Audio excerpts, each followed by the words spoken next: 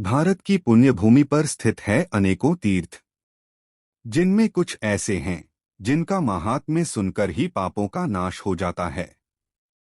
आज हम आपको ले चलेंगे ब्रह्मा पुराण के उस अद्भुत अध्याय में, जहां तीन महान तीर्थों श्वेत तीर्थ, शुक्र तीर्थ और इंद्र तीर्थ का वर्णन है। ब्रह्मा जी स्वयं नारद को बताते हैं, नारद, श्वेत तीर्थ तीनों लोकों में विख्यात है। उसके श्रवण मात्र से ही मनुष्य सारे पापों से मुक्त हो जाता है। और फिर कथा प्रारंभ होती है श्वेत नामक एक ब्राह्मण से, जो गोदावरी तट पर रहकर अतिथि सेवा, तपस्या और शिव भक्ति में लीन रहते थे।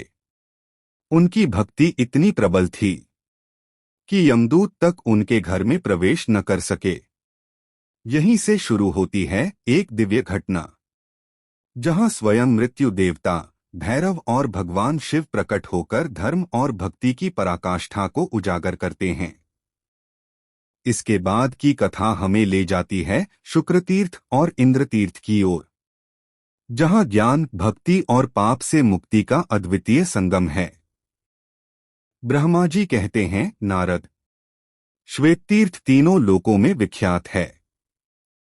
उसके श्रवण मात्र से मनुष्य सब पापों से छुटकारा पा जाता है।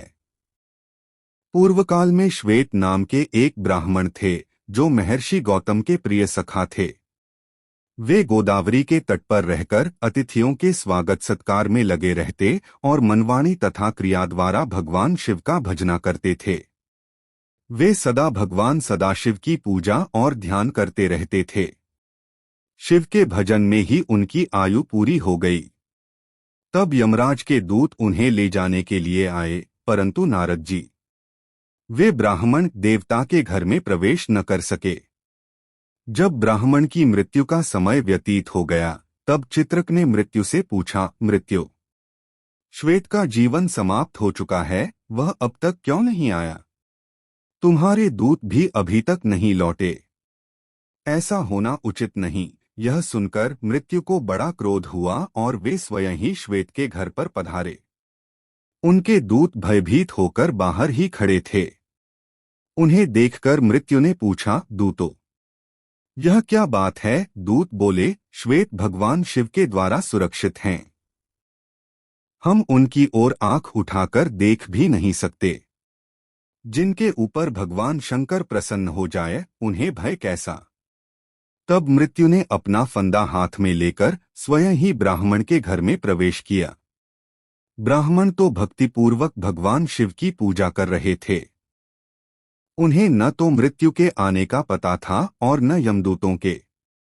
श्वेत के समीप पाशधारी मृत्यु को खड़ा देख दंडधारी भैरव ने विस्मित होकर पूछा, मृत्युदेव, यहाँ क्या देखते हो? मृत्यु ने उत्तर दिया, मैं श्वेत को ले जाने के लिए यहाँ आया हूँ, आथ इन्हीं को देखता हूँ। भैरव ने कहा, लौट जाओ। मृत्यु ने श्वेत पर अपना फंदा फेंका। यह देखकर भैरव कुपित हो उठे। उन्होंने शिव के दिए हुए दंड से मृत्यु पर गहरी चोट की। मृत्यु देवता पाश हाथ में लिए हुए ही धरती पर गिर पड़े। मृत्यु को मारा गया देख यमदूत भाग गए। उन्होंने मृत्यु के वध का समाचार यमराज से कहा। यह सुनकर महिषवाहन यमराज को बड़ा क्रोध हुआ। उन्होंने अधिक बलवान चित्रगुप्त, अपनी रक्षा करने वाले यमदंड, महिष, भूत, वेताल तथा आदि व्याधियों को शीघ्रतापूर्वक चलने का आदेश दे तुरंत वहां से प्रस्थान किया। अपने साथियों सहित यमराज उस स्थान पर पहुंचे जहां द्विजश्रेष्ठ श्वेत भगवान शिव की आराधना में संलग्न थे। उस समय यमराज तथा भगवान शिव के पार्षदों में अत्यंत भयानक संग्राम छिड़ गया। कार्तिकेय ने स्वयं ही शक्ति संभाली और यमराज के दूतों को विदीर्ण कर डाला। साथ ही दक्षिण दिशा के स्वामी अत्यंत बलवान यमराज को भी मौत के घाट उतार दिया। मरने से बचे हुए यमदूतों ने भगवान सूर्य को यह सब समाचार कह सुनाया। यह अद्भुत बात सुनकर सूर्य समस्त देवताओं और लोकपालों के साथ मेरे समीप आए। फिर मैं भगवान विष्णु, इंद्र, अग्नि, वरुण तथा अन्य बहुत से देवता यमराज के पास गए। वे गोदावरी के तट पर मरे पड़े थे। यमराज को सेना सहित मरा देख देवता भय से व्याकुल हो उठे और हाथ जोड़कर बारंबार भगवान शिव की प्रार्थना करने लगे। देवता बोले, भगवन, आपको अपने भक्त सदा ही प्रिय हैं तथा आप दुष्टों का वध किया करते हैं। संसार के आदि सृष्टा नीलकंठ, आपको नमस्कार है, नमस्कार है। ब्रह्मप्रिय, आपको नमस्कार है। देवप्रिय, आपको नमस्कार है। विप्रवर श्वेत आपके भक्त हैं। इनकी आयु क्षीण हो जाने पर भी यम आदि सब लोग इन्हें ले जाने में समर्थ न हो सके। आपका अपने भक्तों पर ऐसा महान प्रेम देखकर हम सबको बड़ा संतोष हुआ। नाथ, सचमुच ही आप बड़े भक्त वत्सल हैं। जो लोग आप जैसे दयालु परमेश्वर की शरण में आ गए हैं, उन्हें यमराज भी नहीं देख सकता। यह जानकर ही सब लोग पराभक्ति के साथ आपका भजन करते हैं। शंकर, आप ही इस जगत के स्वामी हैं। क्या यह बात आप भूल गए? आपके बिना यहाँ व्यवस्था करने में कौन समर्थ हो सकता है? इस प्रकार स्तुति करने वाले देवताओं के समक्ष भगवान शंकर स्वयं प्रकट हो गए और बोले, देवताओं, तुम्हें क्या दूं? देवताओं ने कहा, देवेश्वर, ये सूर्य के पुत्र धर्म हैं, जो समस्त देहधारियों का नियंत्रण करते हैं। इन्हें धर्म और अधर्म की व्यवस्था में नियुक्त किया गया है। ये लोकपाल हैं, अपराधी और पापी नहीं हैं। अतः इनका वध नहीं होना चाहिए। इनके बिना ब्रह्मा जी का कोई कार्य नहीं चल सकता। इसलिए सेना और वाहनों सहित यमराज को जीवित कर दीजिए। नाथ, महात्माओं के सामने की हुई प्रार्थना सफल ही होती है, वह कभी व्यर्थ नहीं जाती। भगवान शिव बोले, देवताओं, मेरी बात सुनो। जो मेरे तथा भगवान विष्णु के भक्त हैं, गौतमी गंगा का निरंतर सेवन करने वाले हैं, उनके स्वामी हम लोग स्वयं ही हैं। मृत्यु का उनके ऊपर कोई अधिकार नहीं है। यमराज को तो कभी उनकी बात तक नहीं चलानी चाहिए। व्याधियाधि के द्वारा उनका पराभव करना कदापि उचित नहीं है।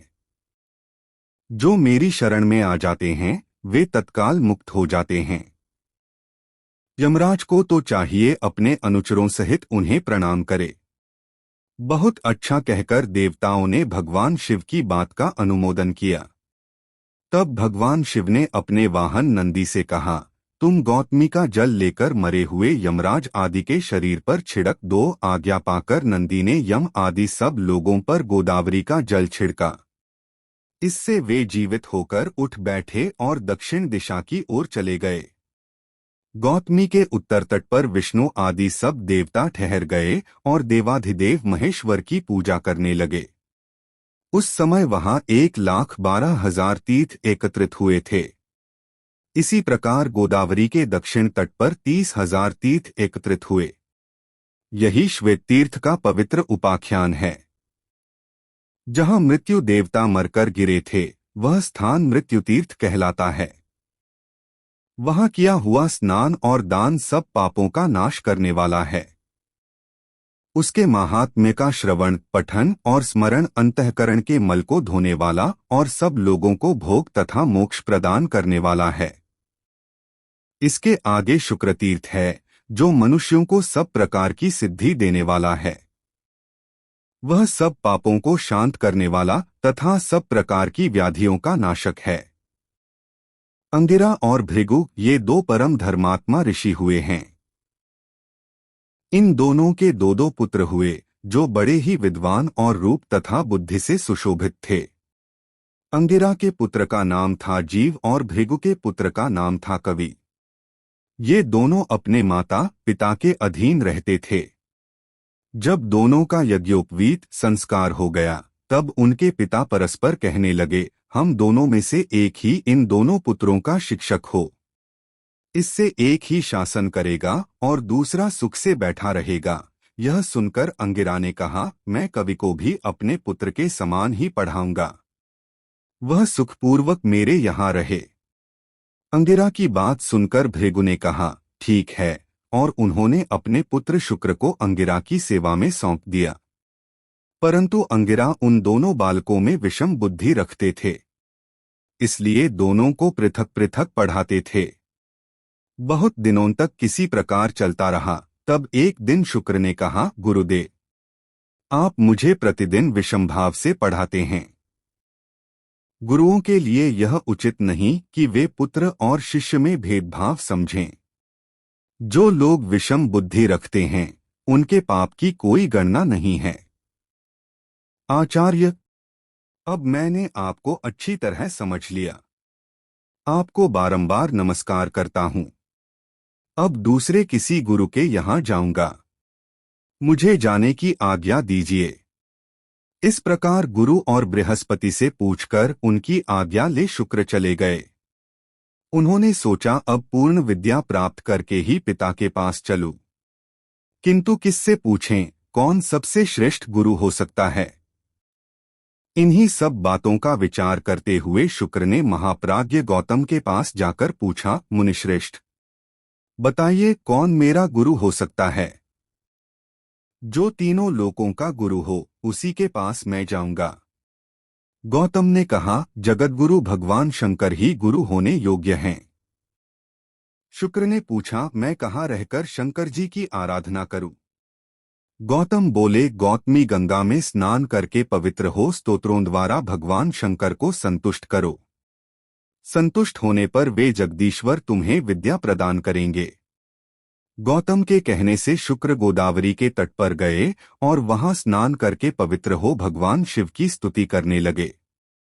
शुक्र बोले, प्रभो, मैं बालक हूं, मेरी बुद्धि बालक की ही है, और आप बालचंद्रमा को मस्तक पर धारण करने वाले हैं।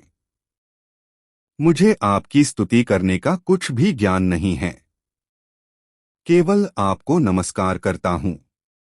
गुरु ने मुझे त्याग दिया है, मेरा कोई सुहृद अथवा सखा नहीं है। आप ही सब प्रकार से मेरे प्रभु हैं। जगन्नाथ, आपको नमस्कार है। आप गुरु वालों के भी गुरु और बड़ों के भी बड़े हैं। मैं छोटा बच्चा हूं, मुझ पर कृपा कीजिए। जगन्मय, आपको नमस्कार है। सुरेश्वर, मैं विद्या के लिए आपकी शरण में आया हूं। मुझे आपके स्वरूप का कुछ भी ज्ञान नहीं है। आप स्वयं ही कृपा करके मेरी ओर देखें। लोक साक्षी शिव, आपको नमस्कार है। शुक्र के इस प्रकार स्तुति करने पर भगवान शंकर प्रसन्न होकर बोले, वत्स, तुम्हारा कल्याण हो। तुम इच्छानुसार वर मांगो, भले ही वह देवताओं के लिए भी दुर्लभ क्यों न हो। उदार बुद्धि कवि ने भी हाथ जोड़कर कहा, नाथ, ब्रह्मा आदि देवताओं तथा ऋषियों को भी जो विद्या नहीं प्राप्त हुई हो, उसके लिए मैं याचना करता हूँ। आप ही मेरे गुरु और देवता हैं। ब्रह्मा जी कहते हैं, शुक्र ने जब इस प्रकार प्रार्थना की, तब देवश्रेष्ठ भगवान शिव ने उन्हें मृत संजीवनी विद्या प्रदान की, जिसका ज्ञान देवताओं को भी नहीं था। साथ ही उन्होंने लौकिकी, वैदिकी तथा अन्यान्य विद्याएं भी दीं। जब साक्षात भगवान शंकर ही प्रसन्न हो गए थे, तब क्या बाकी रह जाता। वह महाविद्या पाकर शुक्र अपने पिता और गुरु के पास गए। अपनी विद्या से पूजित होकर वे दैत्यों के गुरु हुए। किसी समय कुछ कारणवश बृहस्पति के पुत्र कच ने शुक्राचार्य से मृत संजीवनी विद्या प्राप्त की। कच से बृहस्पति ने और बृहस्पति से पृथक पृथक देवताओं ने उस विद्या को ग्रहण किया। गौतमी के उत्तर तट पर, जहां भगवान महेश्वर की आराधना करके शुक्र ने विद्या पाई थी, वह स्थान शुक्र तीर्थ कहलाता है। मृत्यु संजीवनी तीर्थ भी उसका नाम है। वह आयु और आरोग्य की वृद्धि करने वाला है। वहां स्नान, दान आदि जो कुछ भी शुभ कर्म किया जाता है, वह अक्षय पुण्य देने वाला होता है। शुक्रतीर्थ के बाद इंद्रतीर्थ है। वह ब्रह्महत्या का विनाश करने वाला है। उसके स्मरण मात्र से पाप राशि तथा क्लेश समुदाय का नाश हो जाता है। नारद, पूर्वकाल की बात है, जब इंद्र ने वृत्रासुर का वध किया, तब ब्रह्महत्या उनके पीछे लग गई। उसे देखकर इंद्र को बड़ा भय हुआ। वे इधर उधर भागने लगे, किंतु जहां जहां वे जाते, ब्रह्महत्या उनका पीछा नहीं छोड़ती थी। तब वे एक बहुत बड़े सरोवर में प्रवेश करके कमल की नाल में छिप गए और उसमें तंतु की भांति होकर रहने लगे। ब्रह्महत्या भी उस सरोवर के तट पर 1000 दिव्य वर्षों तक बैठी रही। इस बीच में सब देवता बिना इंद्र के हो गए थे। उन्होंने आपस में सलाह की, किस प्रकार इंद्र प्रकट हों। उस समय मैंने देवताओं से कहा, ब्रह्महत्या के लिए दूसरा स्थान दे दिया जाए और इंद्र को शुद्ध करने के लिए गोदावरी नदी में नहलाया जाए। उसमें स्नान करने से इंद्र पुनः शुद्ध हो जाएंगे। इंद्र का प्रथम अभिषेक नर्मदा तट पर हुआ। वहां उनके मल का शोधन होने के कारण उस देश का नाम मालव पड़ा। तत्पश्चात वे गौतमी गंगा तट पर लाए गए। वहां पुण्या नदी के जल में गौतमी का जल लाकर उसी से समस्त देवता, ऋषि, मैं, विष्णु, वशिष्ठ, गौतम, अगस्त्य, अत्रि, कश्यप, अन्यान्य ऋषि, यक्ष तथा पन्नगों ने इंद्र का अभिषेक किया। तत्पश्चात मैंने उन्हें अपने कमंडलू के जल से भी अभिषिक्त किया। इस प्रकार वहां पुण्या और सिक्ता 2 नदियां हो गईं और वे दोनों गौतमी गंगा में आकर मिलीं। उन दोनों के संगम मुनियों द्वारा सेवित विख्यात तीर्थ बन गए। तब से उस तीर्थ को पुण्या संगम कहते हैं। सिक्ता संगम का ही नाम इंद्र तीर्थ हो गया। वहां 7000 मंगलमय तीर्थ निवास करने लगे। उन तीर्थों में तथा विशेषत संगम के जल में जो स्नानदान किया जाता है, वह सब अक्षय जानना चाहिए। इसमें अन्यथा विचार करने की आवश्यकता नहीं है। जो इस पवित्र उपाख्यान को पढ़ता अथवा सुनता है, वह मन, वाणी, शरीर और क्रिया द्वारा होने वाले समस्त पापों से मुक्त हो जाता है।